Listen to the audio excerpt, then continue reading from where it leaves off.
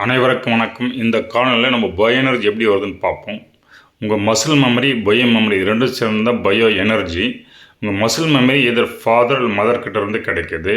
அதே உங்கள் bio energy ஏன்சிஸ்டர்லேருந்து கிடைக்கிது. அதே பேரண்ட்ஸ் கிட்ட இருந்து இந்த பயோ எனர்ஜி நம்முடைய கிட்னியில் ஸ்டோராக நிற்கிது. இப்போ இந்த மசில் மெமரி நம்முடைய மைண்டால் மோஸ்ட்லி ட்ரிகர் ஆகப்பட்டு தூண்டப்படுகிறது.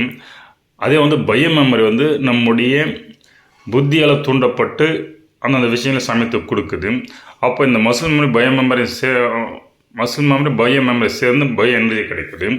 அப்போ உங்களுக்கு இந்த பயோ எனர்ஜி தூண்டப்படுறது லெவல் ஆஃப் டீன உங்களுடைய புத்தியை பொறுத்து இருக்குது. புத்தி தூண்டப்படுறது லெவல் ஆஃப் அது தகுந்த மாதிரி லெவல் ஆஃப் டிஎன்ஏ லெவல் மாறுது. டிஎன்ஏ லெவல் மாற தகுந்த மாதிரி கான்சியஸ் ஷிஃப்ட் ஆகுது. இந்த கான்சியஸ் ஷிஃப்ட் தகுந்த மாதிரி நம்முடைய கான்சியஸ் உணர்வு அது நமக்கு மேனிஃபெஸ்ட் வெளியே இருக்குது. அப்போது இந்த 3 விஷயம் பயோ எனர்ஜி, உங்களுடைய பேரண்ட்பட்ட எனர்ஜி ப்ளஸ் கான்சியஸ் ஷிஃப்ட், இதில் 3 விஷயங்கள் சேர்ந்து நம்ம மேனிஃபெஸ்டிங் பவராக நிற்குது அப்படின்றத பார்க்குறோம்.